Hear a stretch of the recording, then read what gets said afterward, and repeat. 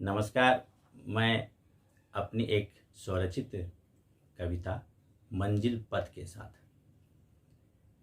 राह कठिन है मंजिल पथ की, राह कठिन है मंजिल पथ की, फिर भी उस पर चलना होगा। राह कठिन है मंजिल पथ की, फिर भी उस पर चलना होगा। मंजिल पथ पर चलने हेतु दो कदम तो बढ़ना होगा।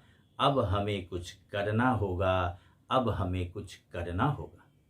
लाख मुसीबत आ सकती है दो कदम के बढ़ने से, अपमानित भी हो सकते हैं स्वाभिमान के जगने से।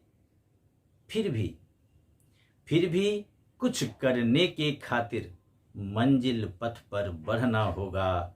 अब हमें कुछ करना होगा, अब हमें कुछ करना होगा। ईश्वर ने दी है शक्ति हमें, ईश्वर ने दी है शक्ति हमें, श्रृंगार बुद्धि और युक्ति हमें। ईश्वर ने दी है शक्ति हमें, श्रृंगार बुद्धि और युक्ति हमें। जाति धर्म के भव मंथन से विमुक्त होकर के अब अनुशासित पथ पर चलना होगा। अब हमें कुछ करना होगा, अब हमें कुछ करना होगा। कर्तव्य विमुख होकर हम भूल रहे हैं मानवता। पिता पुत्र और घर समाज में फैल रही है वैमनस्यता। अब राजनीति से